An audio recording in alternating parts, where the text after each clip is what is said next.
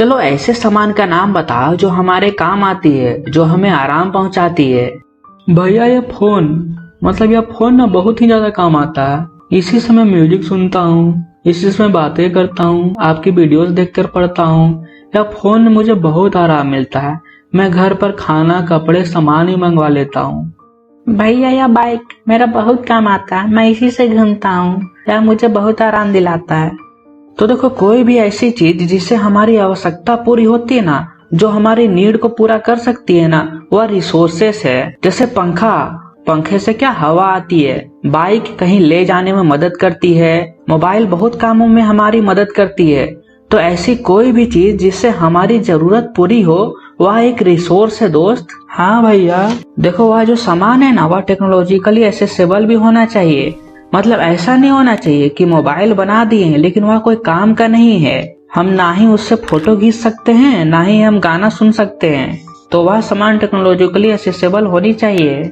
मतलब वह चीज सही से काम करनी चाहिए ना भाई। हाँ, दूसरा वह चीज इकोनॉमिकली फिजिबल होनी चाहिए। मतलब उस सामान का प्राइस ऐसी होनी चाहिए जिससे हम खरीद सके। ऐसा नहीं है कि हम मोबाइल का प्राइस 1 करोड़ रख दे तो हम तो खरीद ही नहीं पाएंगे ना। इसलिए सामान ना इकोनॉमिकली फिजिबल होनी चाहिए दोस्त। हाँ, ज्यादा प्राइस रहेगा तो हम खरीद ही नहीं पाएंगे, तो वह कहाँ से रिसोर्सेस हुआ। इसलिए इकोनॉमिकली फिजिबल होनी चाहिए। तीसरा, वह चीज कल्चरली एक्सेप्टेबल होनी चाहिए। मतलब ऐसा सामान नहीं होना चाहिए जिसको सरकार बैन की हुई है, जैसे ड्रग्स एक्सेट्रा। हाँ भैया, लोग वह सामान एक्सेप्ट करें। मतलब भैया, कोई सामान जिसका हमें जरूरत हो वह टेक्नोलॉजी एसेसिबल भी होना चाहिए, इकोनॉमिकली फिजिबल भी होना चाहिए और कल्चरली एक्सेप्टेबल भी होनी चाहिए, तभी वह रिसोर्सेस होगा। हाँ बिल्कुल सही, समझ गए तुम। अब देखो, रिसोर्स ना 2 तरह के होते हैं। पहला है नेचुरल रिसोर्स, दूसरा है ह्यूमन रिसोर्स। भैया, नेचुरल रिसोर्स का मतलब होता है ऐसा रिसोर्स जो हमें नेचर से मिली हो, जैसे water, fruits, air, land etcetera. और ह्यूमन रिसोर्स का मतलब ऐसा रिसोर्स जिसको ह्यूमन ने बनाई है अपने फायदा के लिए। ज्यादा टेंशन मत लो, आसानी से समझो। आगे फिर से हम लोग पढ़ेंगे इसको। देखो दोस्त, नेचुरल रिसोर्स के अंदर 2 कैटेगरीज हैं, रिन्यूएबल रिसोर्स और नॉन रिन्यूएबल रिसोर्स। रिन्यूएबल और नॉन रिन्यूएबल रिसोर्सेज क्या होता है भाई? देखो, रिन्यूएबल रिसोर्स का मतलब होता है ऐसा रिसोर्स जिसको हम फिर से रिप्रोड्यूस करके यूज कर सकें। जैसे विंड एनर्जी, हवा चलेगा तो विंड मिल घूमेगा और इलेक्ट्रिसिटी प्रोड्यूस होगा। हवा तो खत्म होगा नहीं, तो एक रिन्यूएबल रिसोर्स है। उसी तरह वाटर है, फॉरेस्ट और कैंडल भी, मोमबत्ती फिर से जला सकते हो उसको। हाँ भाई, कैंडल को हम जलाते हैं, फिर से हम इसको यूज कर सकते हैं। यानी जो है ना, बर्फ पिघल करके उसको हम फिर से बर्फ जमा सकते हैं। तो यह हो गया renewable resource of energy. Non renewable resource का मतलब होता है जिसको हम फिर से यूज नहीं कर सकते हैं। जैसे फॉसिल फ्यूल, पेट्रोल एक बार यूज कर लिए तो बात खत्म हो जाएगा ना। और वैसे भी नॉन रिन्यूएबल रिसोर्स को बनने में ना करोड़ों साल लगते हैं, और रिन्यूएबल रिसोर्स तुरंत बन जाते हैं दोस्त। जैसे कोयला एक नॉन रिन्यूएबल रिसोर्स है, एक बार यूज कर लिया तो वह खत्म हो जाएगा। देखो, रिन्यूएबल के अंदर भी ना 2 टाइप्स आता है। पहला है कंटिन्यूअस, यानी जो रिसोर्स जो फ्लो करता है, बहता है। जैसे विंड हो गया, बहता है ना हवा। फिर वाटर बहता है एक्सेट्रा। फिर आता है बायोलॉजिकल, यानी जीव जंतु, एनिमल और फॉरेस्ट। इतना पढ़ना है भाई? टेंशन मत लो, सिर्फ थोड़ा थोड़ा समझ लो। चैप्टर का मेन कॉन्सेप्ट आगे स्टार्ट होगा। देखो, नॉन रिन्यूएबल के अंदर भी ना 2 टाइप्स आते हैं। पहला रिसाइकलेबल, यानी ऐसा रिसोर्स है जिसको हम फिर से रिसाइकल करके यूज कर सकते हैं। मतलब एक बार तो यूज कर लिए, लेकिन फिर उस सामान को हम रिसाइकल करके फिर से यूज कर सकते हैं। इससे थोड़ा सा क्वालिटी गिर जाएगा, दूसरा नया सामान जो बनेगा रिसाइकल करके। मतलब भैया, पेपर को हम रिसाइकल करके फिर से नया पेपर बनाते हैं, या फिर प्लास्टिक को रिसाइकल करके नया प्लास्टिक बनाते हैं, मेटल को रिसाइकल करके नया मेटल बनाते हैं ना। अच्छा। रिसाइकल करने के बाद थोड़ा क्वालिटी घट जाती है, जैसे मैंने पहले बताया था। फिर आता है नॉन रिसाइकलेबल, यानी फॉसिल फ्यूल, जैसे पेट्रोल, डीजल, ऑयल एक्सेट्रा। इसको हम एक बार खत्म करने के बाद दोबारा यूज नहीं ना कर सकते हैं। हाँ भैया, समझ गया। तो ह्यूमन रिसोर्स के अंदर भी ना स्ट्रक्चर्स और इंस्टीट्यूशन आता है, यानी बिल्डिंग्स, स्कूल्स, कॉलेजेस एक्सेट्रा। हाँ भैया, स्कूल्स, कॉलेजेस, बिल्डिंग्स किसी के काम आ रहे हैं तो यहाँ रिसोर्सेस हो गए, और इन सबको ह्यूमन ने बनाया, इसलिए ह्यूमन रिसोर्सेस हो गए। फिर आता है क्वालिटी एंड क्वांटिटी। इसको हम कंट्रोल कर सकते हैं दोस्त, क्वालिटी और क्वांटिटी को कंट्रोल कर सकते हैं। कोई स्कूल बहुत अच्छी क्वालिटी में होती है तो कोई खराब क्वालिटी में होती है। तो क्वालिटी और क्वांटिटी को ना हम कंट्रोल कर सकते हैं। थक गए भाई, लो बैठ जाओ भाई। बैठता हूँ, तब तक इसको देख लो तुम लोग। नहीं समझ आ रहा भाई। देखो जैसे हम कोई चीज ग्रुप बनाकर रखते हैं, जैसे स्पोर्ट्स वाले बच्चे एक तरफ आ जाओ, टॉपर एक तरफ आ जाओ, उसी तरह रिसोर्सेज को भी ना ओरिजिन, एडजस्टेबिलिटी, ओनरशिप और स्टेटस ऑफ डेवलपमेंट के बेसिस पर डिवाइड किए हुए हैं। लगता है यह सब रटने वाला चैप्टर है। चलो कोई बात नहीं, थोड़ा मोड़ा समझा दो, मैं बाकी रट लूंगा। देखो मेरे दोस्त, ओरिजिन के बेसिस पर ना रिसोर्सेज दो टाइप्स के होते हैं। हाँ भाई पता है, बायोटिक और अबायोटिक है। देखो पहला है बायोटिक रिसोर्सेज। इसका मतलब होता है ऐसा रिसोर्सेज जो जिंदा है, यानी लिविंग थिंग्स, जैसे fish, tree, human, animals etcetera. ये सभी जिंदा है ना। ट्रीज भी होंगे क्योंकि वे भी तो लिविंग थिंग्स हैं। हाँ भाई, मैं एक बायोटिक रिसोर्स हूँ, यानी मैं एक लिविंग बींग्स हूँ। देखो दूसरा है अबायोटिक रिसोर्सेज, मतलब ऐसे रिसोर्सेज जो नॉन लिविंग थिंग्स है, जो जीवित नहीं है, जैसे रॉक्स, पत्थर तो जिंदा नहीं रहते, metals, petrol, oil, dry would, सूखा हुआ लकड़ी, वाटर, ये सब तो जिंदा नहीं ना है दोस्त। तो ये क्या हो गया, अबायोटिक रिसोर्सेज। हाँ भैया, ये स्टोन एक अबायोटिक रिसोर्सेज है। बहुत समझदार हो गए हो तुम। अब देखो एडजस्टेबिलिटी के बेसिस पर ना रिसोर्सेज दो टाइप्स के होते हैं, रिन्यूएबल और नॉन रिन्यूएबल, जैसे पहले ही हम लोग पढ़े हैं। हाँ भाई, ये तो हम पहले ही पढ़ चुके हैं। हाँ, रिन्यूएबल मतलब ऐसे रिसोर्सेज जो कभी खत्म नहीं होते हैं, उसको हम फिर से यूज कर सकते हैं, जैसे विंड एनर्जी, वाटर एक्सेट्रा। और नॉन रिन्यूएबल रिसोर्सेज का मतलब ऐसे है जिसको हम यूज करने पर खत्म हो जाएगा, जैसे fossil fuel, petrol, diesel, oil etcetera. हाँ भैया, ये तो हमें पहले से ही पता है। देखो ओनरशिप के बेसिस पर रिसोर्सेज 4 टाइप्स के होते हैं।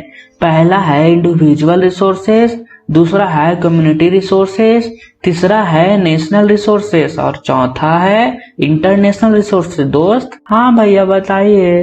देखो इंडिविजुअल रिसोर्सेज का मतलब है कोई एक आदमी उसका मालिक है, जैसे flats, house, piece of land, ये सब का मालिक कोई एक ही आदमी रहता है ना। कोई एक फ्लैट लिया हुआ है, ठीक है, तो एक ही मालिक रहेगा। एक प्राइवेट प्रॉपर्टी है, पब्लिक तो है नहीं कि बहुत सारे आदमी रह लेंगे धर्मशाला जैसा।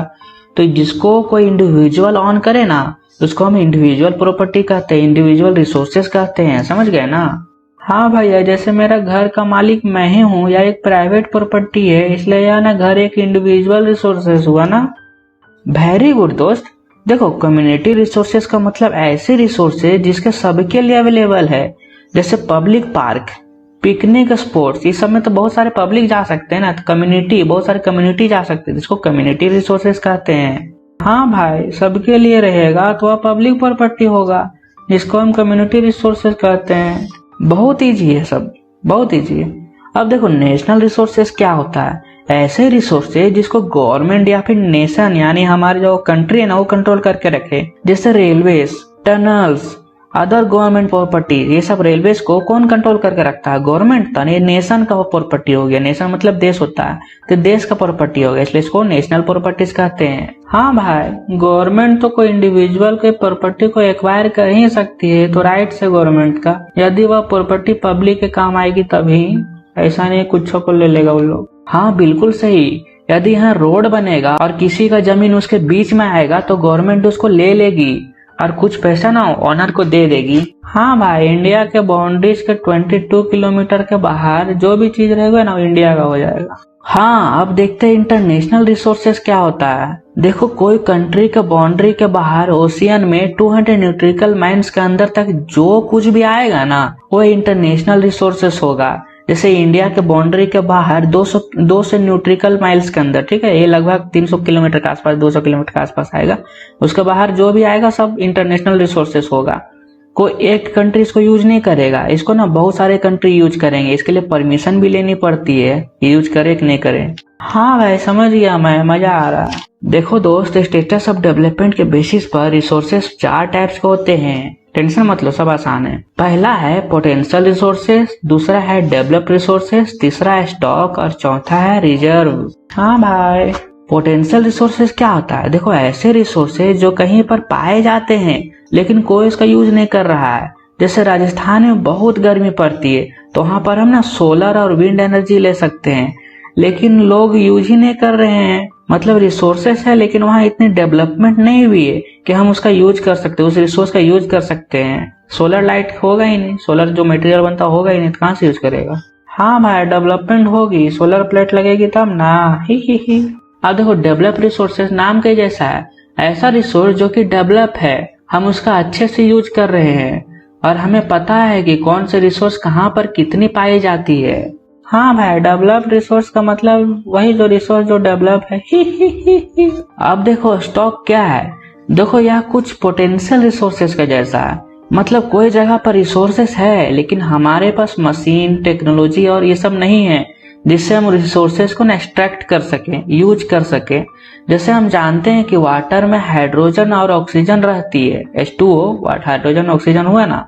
यदि हम वाटर में से हाइड्रोजन निकाल लें तो ये तो बहुत काम आएगा, क्योंकि साग भी लग सकता है, खाने कुछ भी बहुत इंपॉर्टेंट काम आ सकता है हाइड्रोजन से। लेकिन हमारे पास टेक्नोलॉजी ही नहीं है जिससे हम हाइड्रोजन को बाहर निकाल पाए वाटर से।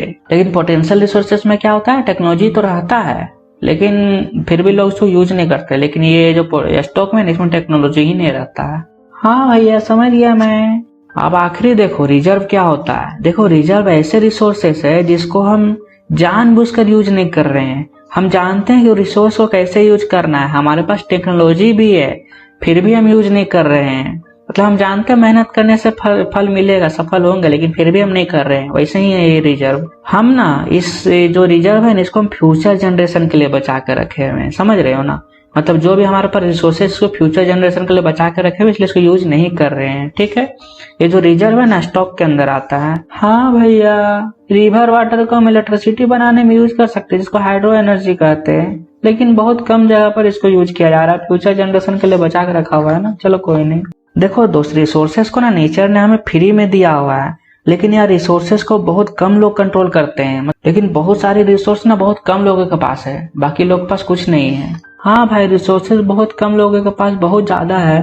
देखो, ऐसे लोग जिसके पास रिसोर्स बहुत ज्यादा है, वैसे लोग ना रिसोर्सेस का गलत यूज करते हैं, एक्सप्लॉइट करते हैं, जिसके वजह से ग्लोबल वार्मिंग होता है। हाँ भाई, इसके लिए रिसोर्सेस को बराबर बटा होना चाहिए।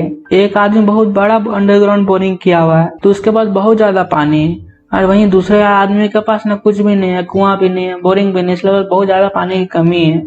देखो, हमने पहले के चैप्टर्स में पढ़े सस्टेनेबल डेवलपमेंट का मतलब क्या होता है। तो देखो, डेवलपमेंट तो हो रहा है लेकिन इससे इन्वायरमेंट को डैमेज नहीं पहुंच रहा है। डेवलपमेंट तो हो रही है और रिसोर्सेज तो यूज हो रही है, लेकिन फ्यूचर जनरेशन के लिए भी ना कुछ रिसोर्सेज बचा के रखे हुए हैं। ठीक है, कि आने वाले जनरेशन इसको यूज करे। ऐसा नहीं ना कि हम ही सारा खत्म कर देंगे तो आने वाले जनरेशन क्या करेगा।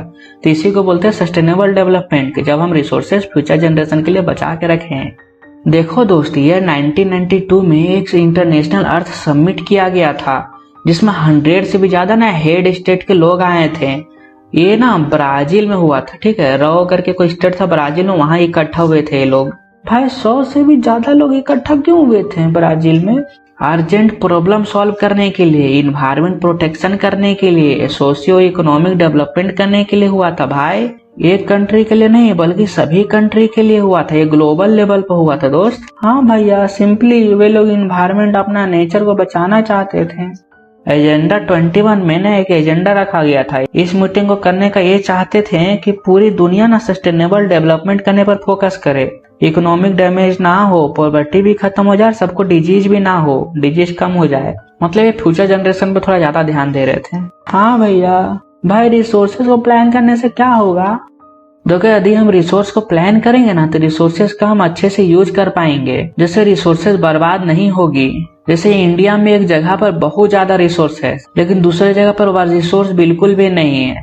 मतलब झारखंड में ना कोयला बहुत ज्यादा है, तो झारखंड से कोयला निकाल कर पूरे इंडिया में ना उसको रिसोर्स प्लान करके डिस्ट्रीब्यूट किया जाता है। ठीक है, झारखंड से कोयला निकलेगा, पूरे इंडिया में बटेगा। इसको रिसोर्स प्लान बोलते हैं। एक जगह पर नहीं है तो उसको फुलफिल करो, दूसरी जगह पर ज्यादा है तो। हाँ भैया, समझ गए हम। रिसोर्सेज को प्लान करना बहुत जरूरी है। एक और देख लो दोस्त, अरुणाचल प्रदेश में पानी बहुत ज्यादा है, लेकिन राजस्थान में तो हम जानते हैं पानी बहुत कम है, क्योंकि गर्मी बहुत ज्यादा होती है, वहां तो पूरा बालू भरा हुआ है। तो हम ना रिसोर्स प्लान करके अरुणाचल प्रदेश से ना राजस्थान में पानी भेज सकते हैं। हाँ भैया, बदला में राजस्थान से ना सोलर एनर्जी अरुणाचल प्रदेश ले सकता है। भाई, इंडिया में रिसोर्स प्लानिंग कैसे करेंगे? देखो सबसे पहले हमें पता लगाना होगा कि इंडिया में कौन कौन से जगह पर कौन कौन सा रिसोर्स पाई जाती है। जैसे छत्तीसगढ़, मध्य प्रदेश, झारखंड में ना कोयला है, अरुणाचल प्रदेश में ना ज्यादा पानी है, राजस्थान में ना सोलर एनर्जी और विंड एनर्जी बहुत ज्यादा है। इसके बाद हम उस जगह पर जाएंगे और उस रिसोर्स की ना क्वालिटी और क्वांटिटी देखेंगे। क्वालिटी कैसा भाई, रिसोर्स का कोयला है तो अच्छा है ना, कैसा नहीं खराब वाला कोयला है। और क्वांटिटी देखें, कोयला अच्छा है लेकिन कितना कोयला है। हाँ भाई, पता करना जरूरी है कि क्वालिटी कैसी है और क्वांटिटी कितनी है। दूसरी, फिर हमें प्लानिंग करनी होगी कि रिसोर्स को कैसे यूज करेंगे। फिर हम सेटअप बनाएंगे, कैसे स्किल्स लगेंगे इसको एक्सट्रैक्ट करने के लिए, इस रिसोर्सेस को बाहर निकालने के लिए, कैसे मशीन्स लगेंगे, हम रिसोर्स को कैसे बाहर निकालेंगे। हाँ भाई, अब मशीन और स्किल्स लेवल लगाना ही होगा। लास्ट हमें मैच करना होगा कि हमारी रिसोर्स प्लानिंग नेशनल डेवलपमेंट में तो दिक्कत नहीं ना आ रही है। मतलब कोई स्टेट ऐसे रोड बना रहा है, ठीक है, ऐसे सीधा रोड बना रहा है, लेकिन पता चले एक नेशन भी एक रोड बना रहा है जो उसी का बीच में आ जा रहा है, ठीक है। तो भाई इधर से एक रोड, इधर से बीच में रोड, तो दिक्कत ना हो गया। स्टेट वाला तो नेशनल वाला को दिक्कत दे दिया। इसलिए हमें देखना पड़ेगा हम जो रिसोर्स प्लानिंग कर रहे हैं उसमें किसी को दिक्कत नहीं ना है, नेशनल को, देश को दिक्कत नहीं ना है। हाँ भैया, रिसोर्स प्लानिंग से नेशनल यानी देश को तो प्रॉब्लम नहीं होनी चाहिए ना।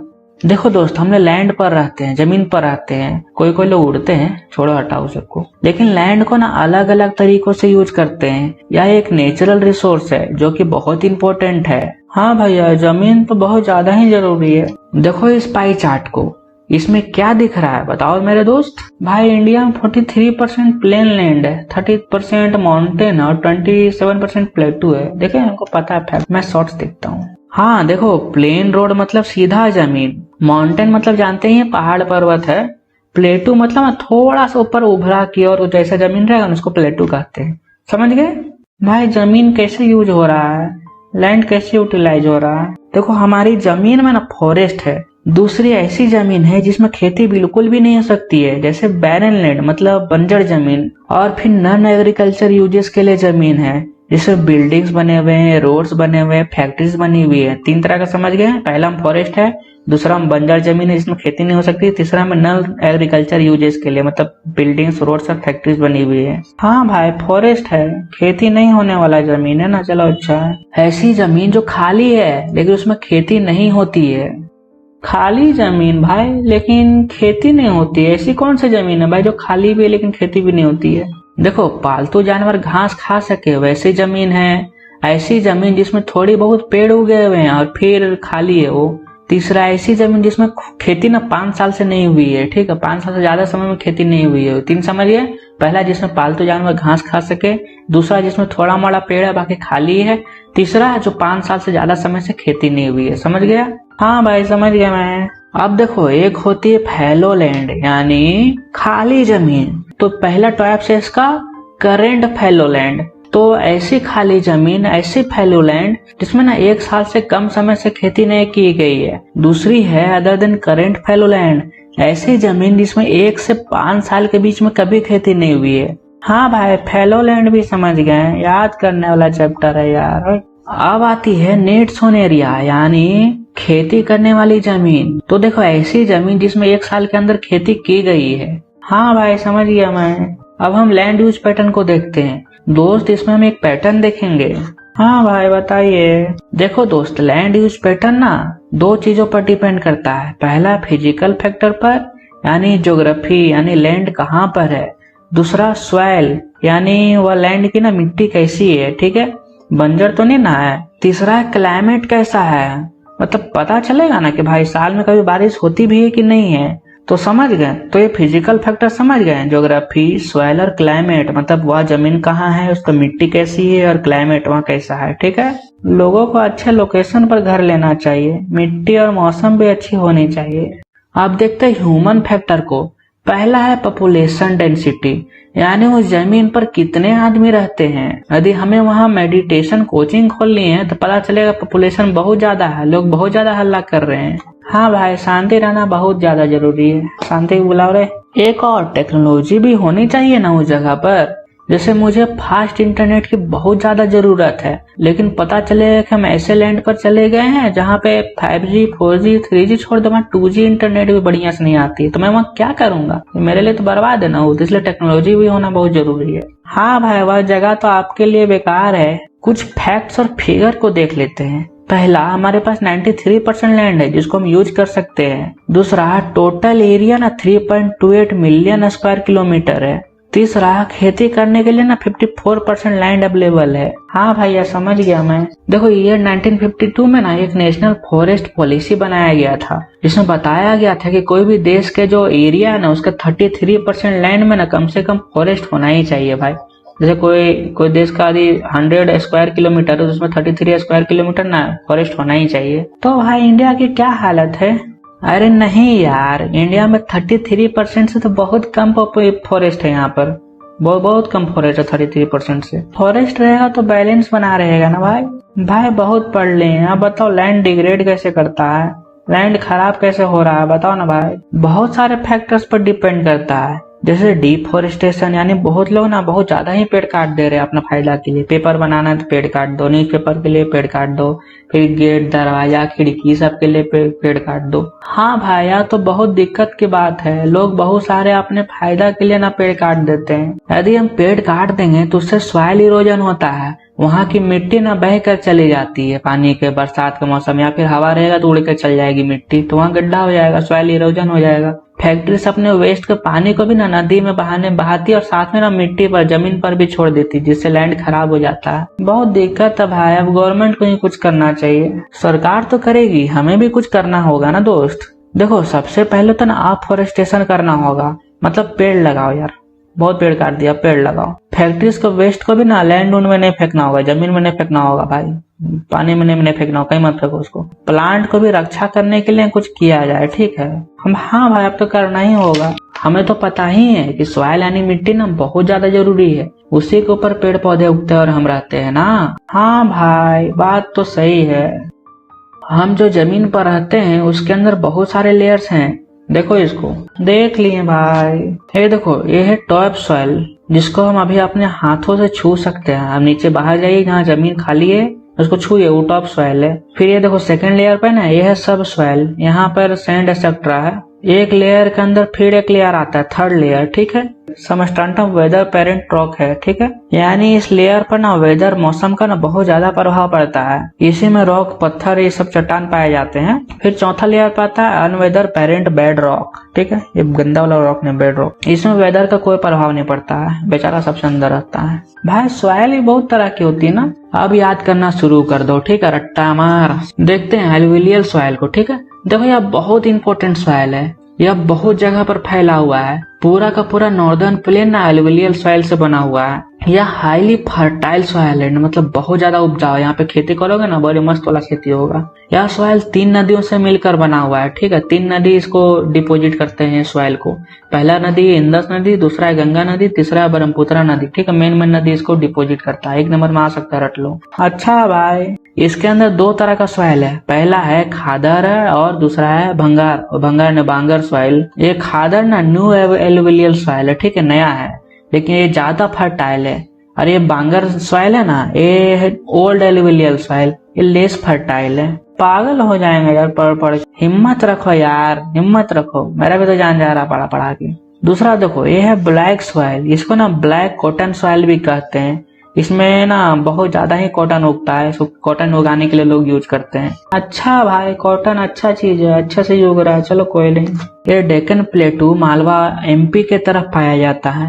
ये लावा फ्लो से बढ़ता है, मतलब जब लावा वैल्कनी फटता है तब ये वाला सॉइल बनता है। ये सॉइल बहुत स्मार्ट है। ये सॉइल ना गर्मी के टाइम ना अपने अंदर क्रैक्स बना लेता है, जिससे ऑक्सीजन अंदर जाएगा और मस्त फर्टाइल उटाइल होगा। इसके अंदर कैल्शियम कार्बोनेट, मैग्नीशियम, यह सब रहता है। तो खाना मत यार, सुबह सुबह याद करेंगे भाई, जल्दी याद हो जाएगा। हाँ बिल्कुल सही। अब रेड एलुवियल सॉइल को भी देखते हैं। यह सॉइल ना इग्नियस रॉक पर डेवलप होता है, ठीक है। इसको याद कर लो, समझने कुछ है ये नहीं। ये लो रेनफॉल ईस्टर्न और सॉर्दर्न पार्ट डेसन प्लेटू के में पाया जाता है। और यह सॉइल ना Orissa, Chhattisgarh, southern part of the middle Ganga plain में पाया जाता है। नोट्स बना लो, ज्यादा फायदा होगा, ठीक है भाई। देखो यह है लेटराइट सॉइल।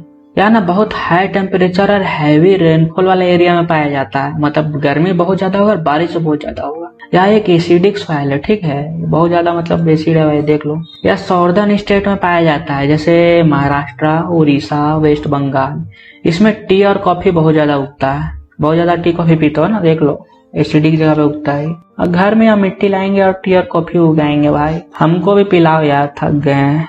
आप देखते हैं ना एरिड सॉइल को, यह सॉइल राजस्थान में पाया जाता है। रेड ब्राउन कलर का होता है, कुछ कुछ बालू यानी सैंड की तरह दिखता है यह। अच्छा भाई। आप देखते हैं फॉरेस्ट सॉइल को, यह सॉइल ना माउंटेन में पाया जाता है। यह थोड़ा थोड़ा गीला होता है और यह एसिडिक भी होता है। अब खत्म, सॉइल खत्म, मुकम्मल खुश हुआ। देखो सॉइल इरोजन क्या होता है पहले ही बताया हूँ। बरसात के टाइम या फिर हवा से मिट्टी ना अपने जगह से ना बह जाती है, ठीक है। यह डिफोरेस्टेशन के कारण होता है। मतलब पेड़ को काट देंगे तो पेड़ का जड़ क्या मिट्टी को पकड़ कर रखती है ना, तो पेड़ को काट देंगे तो भाई कौन पकड़ेगा मिट्टी को, तो बह ही जाएगा ना पानी में और हवा में। उसी को सॉइल इरोजन कहते हैं। हाँ भाई, मिट्टी बह जाएगा तो बहुत ज्यादा दिक्कत है। देखो यह दो तरह का होता है, गली सॉइल इरोजन, मतलब कि एक गली का जैसा रहेगा, ठीक है, बीच से मिट्टी बहकर चल जाएगा गली का जैसा। और दूसरा है सीट सॉइल इरोजन, इसमें पूरा का पूरा मिट्टी का लेयर, पूरा का पूरा मिट्टी का सीट ही उड़ के चल जाता है या फिर बह के चल जाता है। ट्रीज तो लगाना ही होगा ना भाई। सॉइल को बहने से बचाने के लिए ना हम ना काउंटर प्लोइंग करते हैं, मतलब सीढ़ी के जैसा खेती करेंगे, ठीक है, सीढ़ी के जैसा बना देंगे और उसका जमीन ना सीढ़ी का जैसा रहेगा। जैसे पानी ऊपर से नीचे आता है तो स्लो हो जाएगा। हाँ भाई, यदि पानी ऊपर से नीचे आएगा तो आते आते स्पीड कम हो जाएगी और मिट्टी बहेगी नहीं। देखो जहाँ हवा से मिट्टी उड़ती है ना, वहां पर ना स्ट्रिप क्रॉपिंग करते हैं, मतलब बीच बीच में ना घास उगा देते हैं स्ट्रिप के जैसा, बीच बीच में घास, और दूसरी जगह पे वहाँ फसल उगाया जाता है, जिससे क्या होगा मिट्टी उड़ेगी नहीं। ठीक है, बहुत हो गया, पढ़ लिया, जाओ यार एग्जाम दो तुम लोग।